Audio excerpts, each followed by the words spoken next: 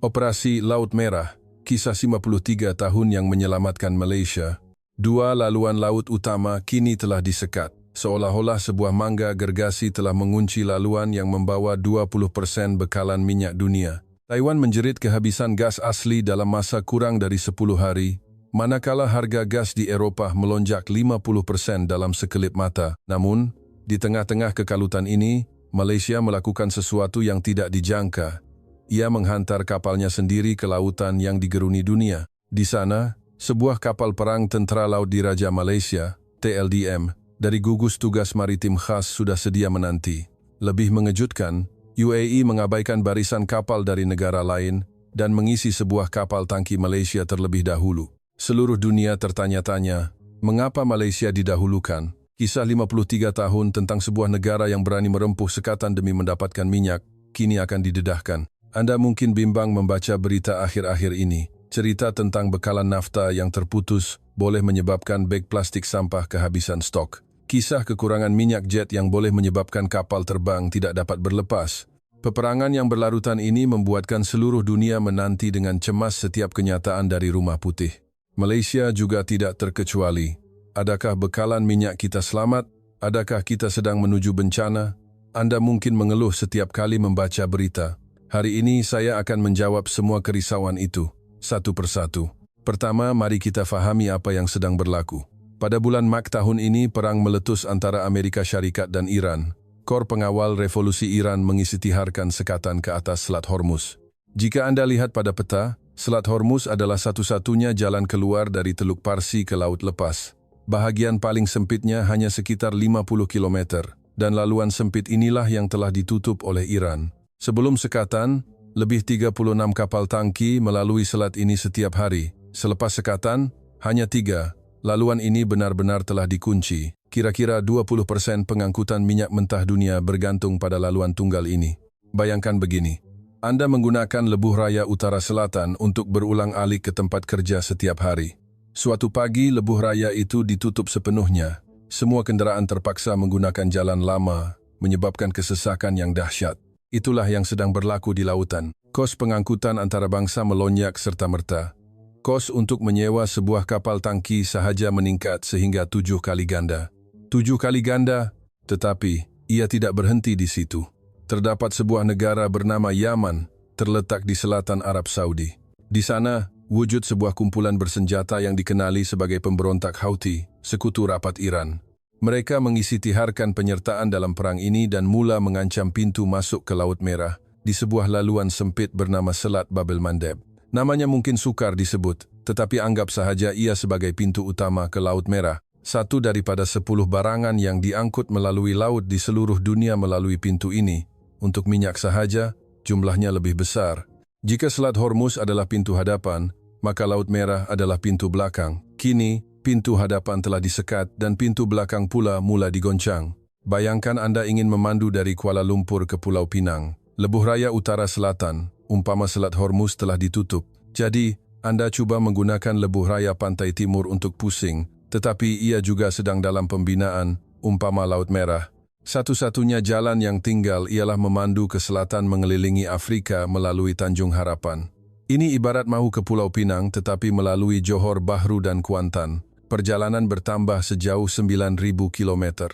Apabila dua laluan laut disekat, dunia terjerumus ke dalam huru-hara.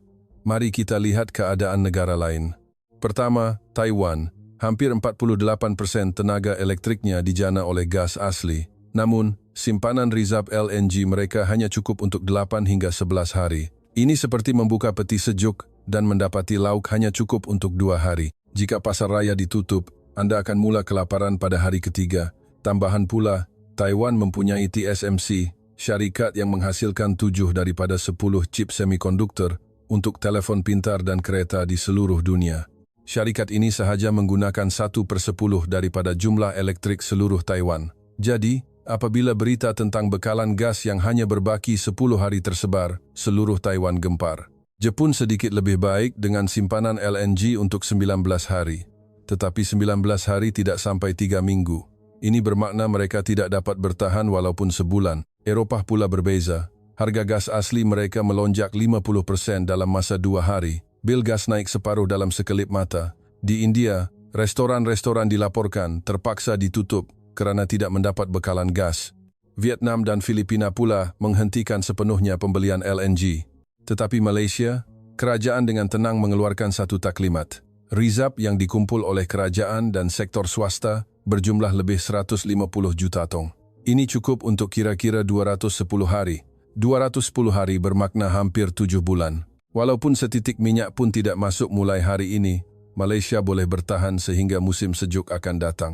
Taiwan ada 8 hari, Jepun 19 hari, tetapi Malaysia ada 210 hari. 26 kali ganda lebih banyak daripada Taiwan. Dari segi saiz simpanan minyak, Malaysia berada di kedudukan ke-6 di dunia, selepas Amerika Syarikat, China, Jepun, Sepanyol dan Perancis. Sebuah negara dengan 33 juta penduduk berada betul-betul di belakang China yang mempunyai 1,4 bilion penduduk. Dan satu lagi perkara, kebergantungan kepada LNG dari Qatar telah pun dikurangkan di bawah 15%. Ini bermakna jika Qatar menghentikan bekalan gas, kesannya terhadap Malaysia adalah terhad. Tidakkah anda rasa pelik? Negara lain menjerit tidak dapat bertahan lebih 10 hari, tetapi Malaysia mempunyai simpanan untuk 7 bulan. Ini bukan sesuatu yang berlaku dalam sekelip mata. Kita perlu kembali 53 tahun ke belakang, ke tahun 1970. Ketika itu Malaysia membuat satu keputusan yang mengejutkan dunia. Oktober 1973. Satu lagi perang meletus di Timur Tengah, Perang Arab-Israel keempat. Mesir dan Syria melancarkan serangan mengejut ke atas Israel. Peperangan itu sendiri sudah mengejutkan, tetapi kejutan sebenar datang selepas itu. Buat pertama kalinya dalam sejarah, negara-negara Arab pengeluar minyak menggunakan minyak sebagai senjata. Mereka mengumumkan akan menghentikan bekalan minyak kepada negara-negara yang menyokong Israel dan menaikkan harga minyak mentah. Harga minyak yang asalnya $3 setong melonjak kepada $12 dalam beberapa bulan, naik 4 kali ganda. Inilah krisis minyak pertama. Bayangkan, harga petrol di stesen minyak yang biasanya Rm$1.60 seliter, tiba-tiba menjadi Rm$6.40 seliter. Separuh gaji bulanan habis untuk kos petrol sahaja. Dunia terpaksa memilih pihak, Amerika atau negara-negara Arab. Jepun pada mulanya menyokong Amerika, tetapi apabila bekalan minyaknya dipotong, mereka tergesa-gesa menukar pendirian. Negara-negara Eropah juga satu persatu mula memihak kepada Arab. Apakah keadaan Malaysia pada masa itu? Pendapatan per kapita negara tidak sampai $400. Sebuah negara yang tidak menghasilkan setitik minyak pun, dengan kebergantungan hampir 100% pada tenaga import. Amerika Syarikat adalah sekutu penting.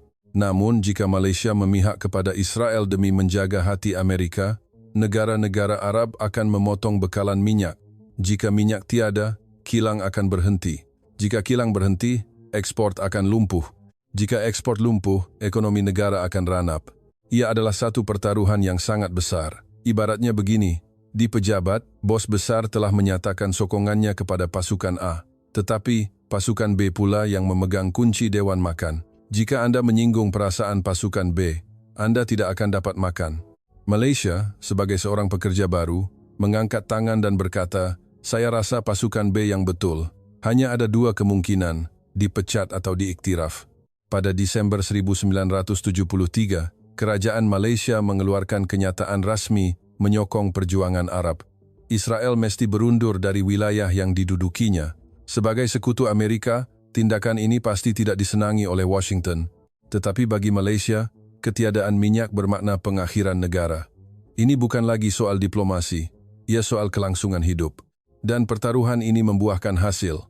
Negara-negara Arab pengeluar minyak mengklasifikasikan Malaysia sebagai negara sahabat. Ini bermakna mereka akan terus menjual minyak kepada Malaysia. Dari sini, Malaysia melangkah setapak lagi. Membeli minyak sahaja tidak cukup. Kita mesti pergi bekerja di negara-negara yang menjual minyak. Inilah permulaan era pembinaan Malaysia di Timur Tengah. Bermula dengan sebuah syarikat pembinaan Malaysia yang memenangi kontrak lebuh raya di Arab Saudi pada tahun 1970. Syarikat-syarikat Malaysia mula membanjiri padang pasir. Syarikat seperti Pembinaan Perdana, Kejuruteraan Mega, dan Binaan Al-Falah. Pada tahun 1976, sebuah syarikat gergasi Malaysia memenangi tender pembinaan pelabuhan perindustrian Jubail di Arab Saudi. Nilai projek pada masa itu menghampiri $1 bilion. Projek ini begitu besar sehingga digelar projek terbesar abad ke-20. Di hadapan tapak projek terdapat sebuah bukit setinggi 300 meter. Bukit itu perlu diratakan sepenuhnya untuk menambak laut bagi membina pelabuhan. Syarikat pembinaan dari seluruh dunia melihat pelan itu dan menggelengkan kepala. Ini mustahil. Tetapi pengerusi syarikat Malaysia itu membina struktur keluli seberat 120.000 tan di Pasir Gudang, Johor, dan menghantarnya dengan kapal. Kemudian, 90 buah jaket, struktur gergasi seperti kaki keluli yang ditanam di dasar laut, seberat 550 tan setiap satu, dipasang di tengah lautan. Bayangkan memasang 90 struktur seberat 550 tan setiap satu di tengah lautan yang bergelora dengan ketepatan kurang dari 5 cm. Kaedah ini belum pernah wujud dalam sejarah pembinaan dunia. Menjelang tahun 1980, 80% rakyat Malaysia yang bekerja di luar negara berada di Timur Tengah. Di bawah suhu melebihi 50 darjah Celcius, di tapak pembinaan yang diselubungi ribut pasir, mereka memakai topi keselamatan dan memegang cangkul. Mereka makan roti kering, bercampur pasir dan kembali bekerja. Pada tahun itu, pertukaran wang asing yang dibawa pulang dari Timur Tengah menyamai 23% daripada bajet negara. Duit inilah yang membina Lebuh Raya Utara Selatan, menubuhkan kilang-kilang di Shah Alam dan menjadi tulang belakang ekonomi Malaysia. Mungkin generasi bapa kita atau Anda sendiri pernah berada di padang pasir itu. Peluh dan pengorbanan mereka ketika itulah sebab pertama mengapa Malaysia dihormati di Timur Tengah hari ini. Tetapi cerita ini belum berakhir. Untuk mengetahui bagaimana benih yang ditanam 53 tahun lalu membuahkan hasil pada tahun 2026, kita perlu melihat satu langkah yang diambil oleh kerajaan Malaysia pada akhir Mac tahun ini. Kita kembali ke Mac 2026. Selat Hormuz disekat, jadi minyak dari Timur Tengah tidak dapat masuk. Kilang penapisan memerlukan minyak mentah untuk beroperasi. Jika bekalan terputus, kadar operasi kilang akan menurun. Ini akan menjejaskan pengeluaran petrol, diesel, dan nafta, bahan asas untuk membuat beg plastik, botol minuman, dan fabrik pakaian. Stesen minyak akan kering, lori penghantaran akan berhenti, dan beg plastik pun akan sukar dicari. Adakah syarikat-syarikat penapisan minyak hanya duduk diam? Sejak awal Mac, mereka sudah mula mencari sumber alternatif dari Amerika Syarikat, Afrika Barat, dan Amerika Selatan. Tetapi ada satu masalah. Perjalanan kapal dari Timur Tengah ke Malaysia mengambil masa kira-kira 25 hari. Dari Amerika atau Afrika Barat, ia mengambil masa 40 hingga 50 hari. Pesanan sudah dibuat, tetapi penghantaran lambat. Jika tangki simpanan mereka kosong dalam tempoh ini, kilang terpaksa ditutup. Untuk mengisi jurang inilah kerajaan, buat pertama kalinya dalam sejarah, memperkenalkan satu inisiatif, swap reserve strategik pada akhir Mac. Namanya mungkin teknikal, tetapi konsepnya mudah. Bayangkan begini, bekalan beras di rumah Anda sudah habis. Anda sudah memesan beras secara dalam talian, tetapi ia akan tiba dalam 2 hari lagi. Jadi Anda pergi ke rumah jiran. Saya dah pesan beras, ini nomor pesanan saya. Esok lusa sampailah. Boleh tak saya pinjam beras awak dulu? Nanti beras saya sampai, saya ganti balik. Jiran Anda membuka pintu dapurnya. Inilah konsep swap reserve strategik.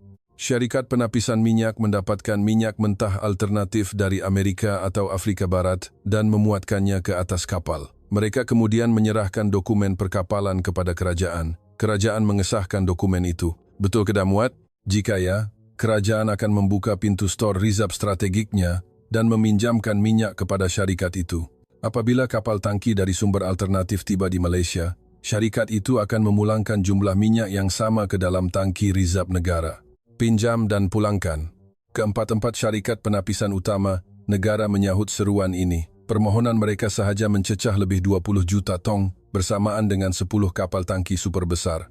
Salah sebuah syarikat ini telah pun meminjam kira-kira 2 juta tong untuk memastikan kilangnya terus beroperasi. Membuka pintu stor reserve mungkin nampak mudah, tetapi ia memerlukan beberapa syarat. Pertama, simpanan reserve mesti mencukupi. Dengan bekalan untuk 210 hari, ini tidak menjadi masalah. Kedua, syarikat mesti benar-benar mampu mendapatkan minyak alternatif. Jika hanya meminjam tanpa dapat menggantikannya, stor reserve akan kosong. Mengapa syarikat-syarikat penapisan Malaysia mampu mendapatkan minyak alternatif? Disinilah terletaknya satu lagi kisah yang telah berlangsung secara senyap selama 10 tahun. Pada tahun 2016, tahukah Anda berapa peratusan minyak mentah import Malaysia yang datang dari Amerika Syarikat? 0.2%, hampir tiada. Tetapi pada tahun 2015, Amerika menarik balik larangan ekspor minyak mentah yang telah berkuat kuasa selama 40 tahun. Anda pernah dengar tentang minyak shale? Teknologi yang membolehkan minyak diekstrak dari lapisan batuan ini telah meningkatkan pengeluaran minyak Amerika secara mendadak. Sejak itu, Malaysia mula membeli minyak dari Amerika secara perlahan-lahan. Tahun demi tahun, peratusannya ditingkatkan sedikit demi sedikit, tanpa menarik banyak perhatian. Selepas 10 tahun usaha yang konsisten, pada tahun lepas, ia telah mencapai kira-kira 16%. Sebaliknya, kebergantungan kepada Timur Tengah menurun. 10 tahun lalu, lebih 8 daripada 10 tong minyak datang dari Timur Tengah. Kini, jumlahnya berkurangan kepada sekitar 7 tong. Perbezaan angka ini mungkin nampak kecil, tetapi dalam waktu krisis, ia membawa hasil yang sangat berbeza. Ibaratnya, Anda biasa membeli barang dapur dari satu kedai sahaja. Kerana bimbang kedai itu mungkin tutup suatu hari nanti, Anda mula meneroka pasar raya lain secara senyap. Selagi kedai utama Anda masih buka, tiada siapa yang perasan. Tetapi selama 10 tahun, Anda telah membina hubungan dengan pembekal lain. Pada awal April tahun ini, kerajaan mengumumkan satu lagi langkah. Kos pengangkutan meningkat kerana terpaksa mengelilingi Selat Hormuz. Lazimnya, apabila kos pengangkutan naik, duti kastam juga akan naik, kerana ia dikira berdasarkan nilai barangan termasuk kos pengangkutan. Tetapi kerajaan memutuskan, kenaikan kos pengangkutan akibat lencongan ini akan dikecualikan daripada pengiraan duti kastam. Selain itu, prosedur pelepasan kastam untuk barangan strategik seperti minyak mentah dan nafta dipercepatkan secara drastik. Pelepasan kastam akan diselesaikan sebelum kapal tiba di pelabuhan. Secara ringkasnya, pintu store reserve dibuka untuk pinjaman, kebergantungan pada minyak Amerika ditingkatkan selama 10 tahun, dan duti kastam lencongan dimansuhkan. 3 langkah serentak. Pasti Anda tertanya-tanya, memang persediaan Malaysia hebat, tetapi mengapa negara-negara Timur Tengah begitu baik dengan Malaysia? Jawapannya bermula dengan pembinaan sebuah loji mega di Padang Pasir. Desember 2009, Emiria Arab Bersatu, UAE, membuat satu pengumuman. Mereka akan membina sebuah loji petrokimia gergasi. Sebuah negara pengeluar minyak mahu membina loji petrokimia canggih. Mengapa negara yang kaya dengan minyak memerlukan ini? Ada sebabnya. UAE sedar bahawa minyak akan berkurangan suatu hari nanti. Hari ini mereka hidup dengan menjual minyak. Tetapi bagaimana 50 atau 100 tahun akan datang? Jadi strateginya adalah untuk memproses minyak menjadi produk bernilai tinggi untuk diekspor. Berita ini menarik minat gergasi dunia. Amerika, Perancis, Jepun, semua negara maju dalam bidang ini menghantar bidaan. Perancis mempunyai kebanggaan sebagai yang terbaik di dunia dalam sektor ini. Syarikat-syarikat gergasi Amerika turut serta. Jepun juga tidak ketinggalan. Sejujurnya, Malaysia pada masa itu tidak pernah membina projek sebesar itu di luar negara. Ibarat resume, negara-negara lain adalah veteran dengan 20 tahun pengalaman, manakala Malaysia hanya pernah bekerja di dalam negara. Tetapi, Malaysia yang menandatangani kontrak itu. Projek bernilai RM84 bilion. Mengapa Malaysia dipilih? Terdapat pelbagai sebab, tetapi 2 faktor utama adalah penentu. Pertama, harga. Tawaran Malaysia jauh lebih rendah daripada pesaingnya. Kedua, tempo siap. Ketika negara lain berkata ia akan mengambil masa 10 tahun, Malaysia berjanji akan menyiapkannya dalam 9 tahun. Bayangkan Anda berpindah rumah. Syarikat A mahal dan mengambil masa seminggu. Syarikat B lebih mahal dan mengambil masa 10 hari. Tiba-tiba, syarikat C berkata, kami tawarkan harga termurah dan esok kami siapkan semuanya. Anda pasti akan memilih syarikat C. Malaysia adalah syarikat C itu, dan Malaysia benar-benar melakukannya. Di sebuah kawasan padang pasir di barat UAE, di mana suhu sering mencecah 50 darjah Celsius, jurutera-jurutera Malaysia mula bekerja. Pada waktu siang, peluh mengalir di dalam topi keselamatan sehingga mengaburkan cermin mata keselamatan mereka. Pada waktu malam, mereka terpaksa berjaga sehingga subuh untuk memastikan konkrit mengeras dengan sempurna dalam cuaca sejuk padang pasir. Projek itu siap mengikut jadual yang dijanjikan. Seorang pegawai Kementerian Tenaga UAE pernah berkata, orang Malaysia benar-benar menepati janji mereka. Dari situ, hubungan terus berkembang. Sambil projek mega itu dibina, perkara lain turut berlaku. Pada tahun 2011, satu pasukan khas Angkatan Tentera Malaysia dihantar ke UAE untuk misi latihan bersama. Membina loji, bertukar-tukar latihan ketenteraan, hubungan kedua-dua negara semakin erat. Kemudian, UAE memanggil Malaysia sekali lagi. Kali ini, untuk sistem pertahanan, Malaysia menjual sistem peluru berpandu jarak sederhana darat ke udara perisai langit yang telah diuji dalam pertempuran sebenar di Timur Tengah pada Mac tahun ini. Kadar kejayaan pintasannya sangat tinggi, mencecah 96%. Negara yang 50 tahun lalu hanya memegang cangkul di padang pasir kini mengekspor peluru berpandu yang melindungi ruang udara padang pasir itu. Klimaks kepercayaan yang dibina selama 17 tahun ini berlaku pada Mac tahun ini. Seorang utusan khas Perdana Menteri membuat lawatan rahsia ke UAE. Di tengah-tengah peperangan di Timur Tengah, seorang pegawai kanan Malaysia turun padang. Sekembalinya, beliau mengumumkan, UAE telah berjanji untuk memberikan keutamaan bekalan minyak mentah kepada Malaysia. Sejumlah 24 juta tong. 24 juta tong bersamaan dengan 12 kapal tangki super besar. Tetapi laluan laut untuk mengangkut minyak ini telah terputus. Bagaimana ia dihantar? UAE seperti Arab Saudi telah membuat persediaan awal. Mereka telah membina saluran pipe dari medan minyak di sebelah dalam Selat Hormuz terus ke pelabuhan di sebelah luar, memintas selat itu sepenuhnya. Walaupun pintu hadapan disekat, mereka boleh mengeluarkan minyak melalui jalan belakang. UAE menggunakan saluran pipe inilah untuk mengisi kapal tangki Malaysia. 4 juta tong telah pun selamat tiba di Malaysia dan 2 juta lagi sedang dalam perjalanan. Ketika seluruh dunia berebut-rebut mencari minyak, UAE mendahulukan kapal Malaysia. Mengapa? Kerana Malaysia menyiapkan projek mega mereka mengikut janji. Kerana kedua-dua negara berganding bahu dalam latihan ketenteraan. Dan yang paling penting, kerana sistem pertahanan perisai langit. Di medan perang yang dihujani peluru berpandu dan drone, sistem buatan Malaysia sedang melindungi ruang udara UAE. Pada saat ini juga, apabila negara yang melindungi langit Anda memerlukan minyak, masakan Anda tidak akan memberikannya? Bermula dengan loji mega, diikuti dengan kerjasama ketenteraan, dan diakhiri dengan sistem pertahanan. Kepercayaan yang dibina lapis demi lapis selama 17 tahun, kembali dalam bentuk 24 juta tong minyak mentah pada saat genting. Kepercayaan itu seperti kunci. Ia tidak kelihatan pada waktu biasa, tetapi ia membuka pintu pada saat Anda benar-benar memerlukannya. Namun, Malaysia tidak selalunya bersedia sebegini. Malah, hanya 4 tahun lalu, Malaysia mengalami kerugian terbesar dalam sejarah disebabkan oleh krisis tenaga. Berapa jumlahnya? Anda pasti akan terkejut. Mari kita kembali 4 tahun ke belakang. Tenaga Nasional Berhad, TNB, mengumumkan prestasi tahunannya, kerugian RM33 bilion. Nemar 33 bilion ini cukup untuk membina semula keseluruhan sistem LRT dan MRT di Lembah Klang dan masih ada baki. Mengapa TNB rugi sebanyak itu? Bermula tahun 2021, harga tenaga antarabangsa melonjak gila-gila. Peperangan Rusia-Ukraina menyebabkan Eropah berhenti membeli gas dari Rusia.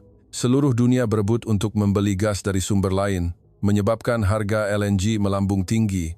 Malaysia juga terpaksa membeli gas pada harga yang mahal. Masalahnya, TNB tidak boleh sewenang-wenangnya menaikkan harga elektrik kepada pengguna kerana tarif elektrik dikawal oleh kerajaan. Ibaratnya, Anda seorang pengusaha restoran, harga bahan mentah naik 2 kali ganda. Tetapi Majlis Perbandaran melarang Anda menaikkan harga pada menu. Semakin ramai pelanggan, semakin besar kerugian Anda.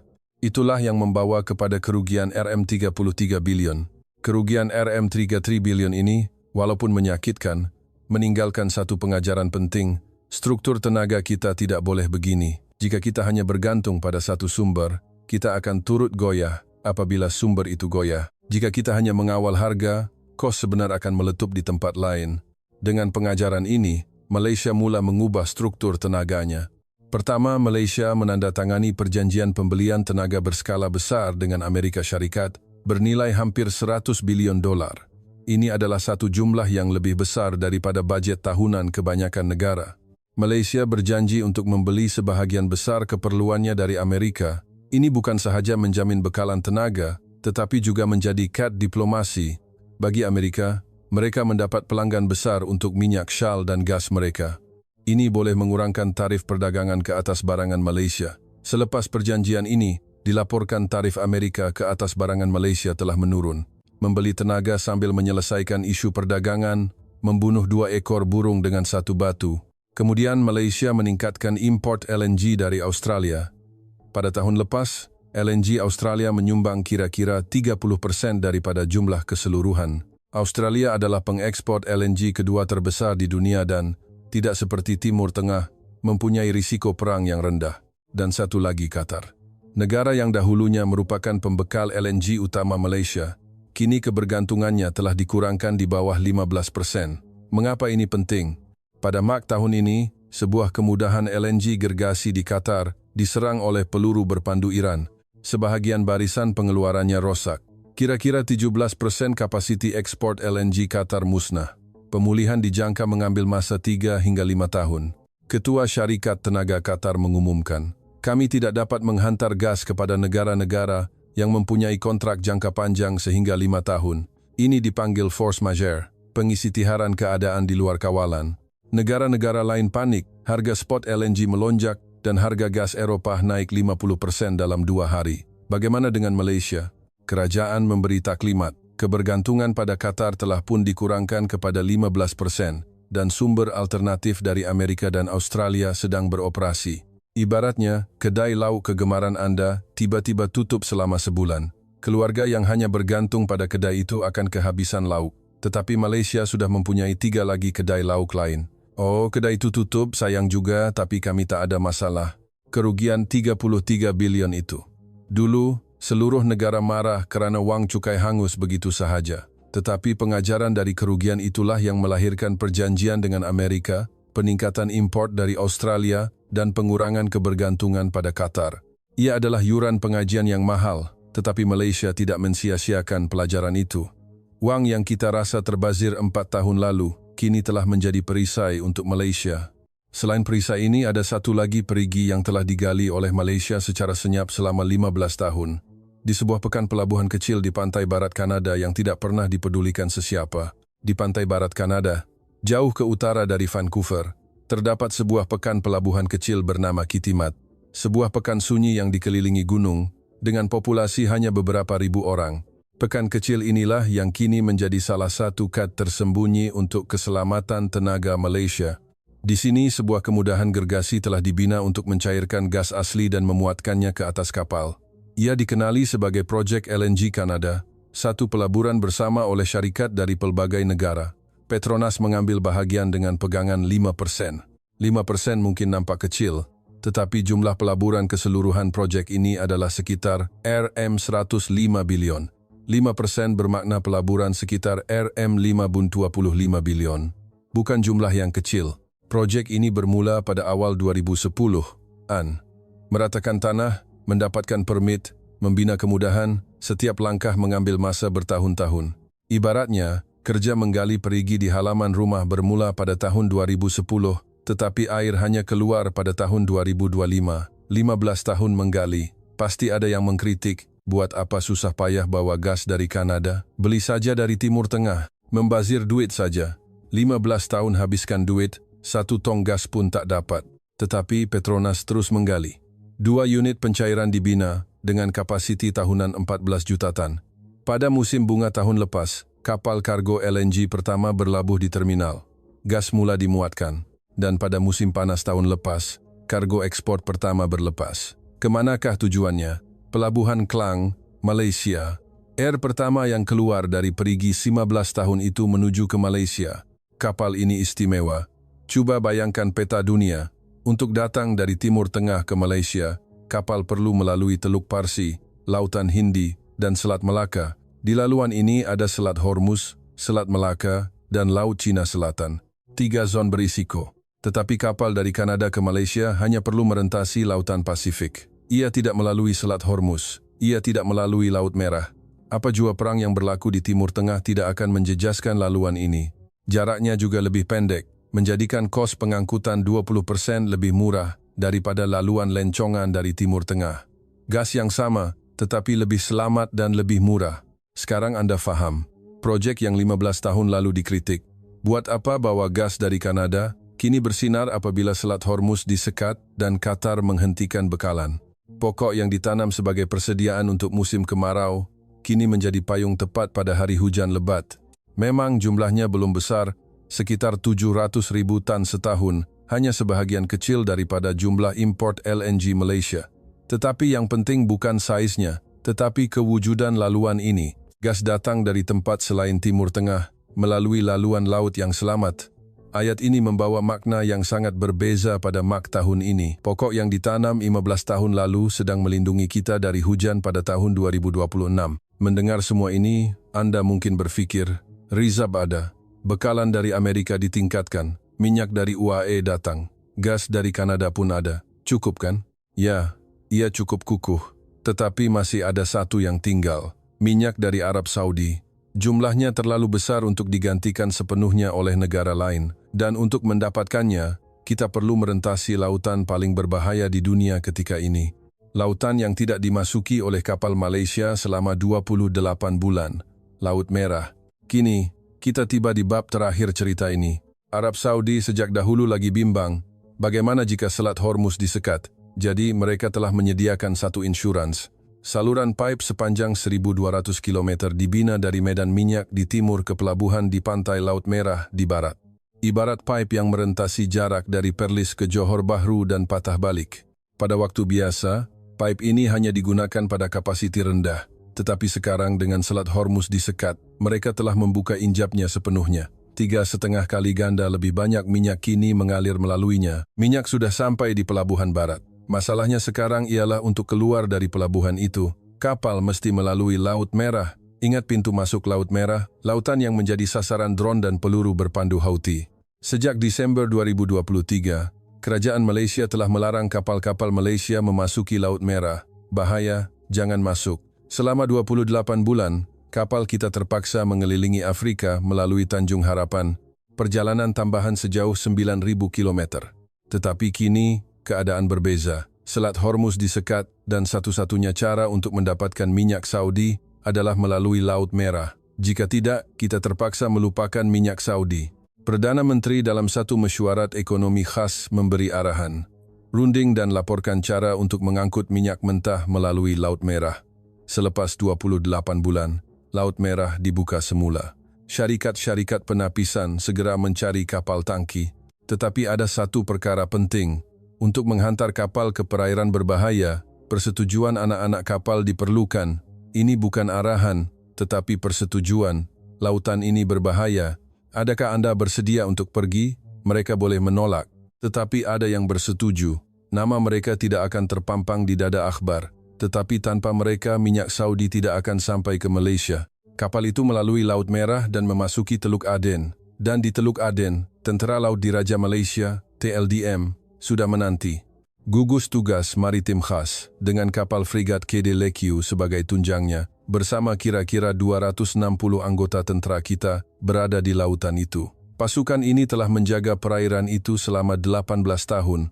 Pasukan ini mempunyai satu kisah yang tidak boleh dilupakan. Pada Januari 2011, Lanun Somalia merampas kapal tangki kimia Malaysia, MT Bunga Laurel. 23 anak kapal dijadikan tebusan. Dalam kegelapan malam, Komando Pascal TLDM menyerbu kapal itu dari helikopter. Bunyi bat mereka bergema di atas geladak keluli. Kesemua 23 tebusan berjaya diselamatkan tanpa sebarang kecederaan. Tentera laut seluruh dunia mengkaji operasi itu. Ketika itu mereka berada di lautan paling berbahaya di dunia. Dan pada April 2020, mereka berada di sana sekali lagi. Dan kini, dilaporkan bahwa TLDM akan mula mengiringi secara langsung kapal-kapal tangki minyak mentah. Kapal perang kita mengawal kapal tangki kita melalui lautan paling berbahaya di dunia. Gambaran besarnya begini, Arab Saudi mengendalikan saluran pipe 1.200 km pada kapasiti penuh. Kerajaan Malaysia membuka semula Laut Merah selepas 28 bulan. Anak-anak kapal menandatangani surat persetujuan. Dan di Teluk Aden, Gugus Tugas Maritim Khas TLDM sentiasa berjaga. Lautan yang digeruni dunia, Malaysia sedang merempuhnya secara langsung. Kerana di lautan itu, ada tentera laut kita. Mari kita imbas kembali dari awal. 53 tahun lalu, kita memegang cangkul di padang pasir. Dengan peluh itu, kita membina hubungan dengan Timur Tengah. Kita membina loji mereka, melindungi langit mereka dengan sistem pertahanan kita, dan kepercayaan itu kembali dalam bentuk 24 juta tong minyak. Dengan yuran pengajian RM33 bilion yang memeritkan, kita belajar bahwa kita tidak boleh bergantung pada satu sumber tenaga sahaja. Jadi, kita meluaskan jaringan ke Amerika, Australia, dan Kanada. Stor Rizab kita diisi dengan bekalan untuk 7 bulan, dan di lautan yang digeruni dunia, anak-anak kapal kita menandatangani nama mereka dan menaiki kapal. Semua ini tidak berlaku dalam sekelip mata. Ia adalah perjalanan 53 tahun, dari 1973 hingga 2026.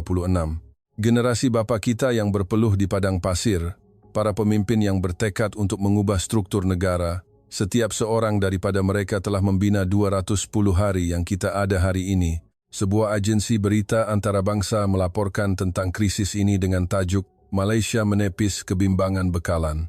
Satu baris ayat yang pendek ini sebenarnya adalah sebuah kisah sepanjang 53 tahun. Ia bukan persediaan yang dibuat tiba-tiba. Ia dibina selangkah demi selangkah, tahun demi tahun. Dan Anda berada di tengah-tengah 53 tahun itu. Mungkin Anda yang pernah bekerja di padang pasir. Mungkin bapa Anda yang memakai topi keselamatan itu. Mungkin anak lelaki atau perempuan Anda yang kini berada di lautan itu. Jika hari ini Malaysia mampu bertahan lebih teguh daripada negara-negara lain, ia adalah kerana Anda dan keluarga Anda. Jika kisah hari ini menyentuh hati Anda, sila tinggalkan komen. Malaysia boleh. Terima kasih.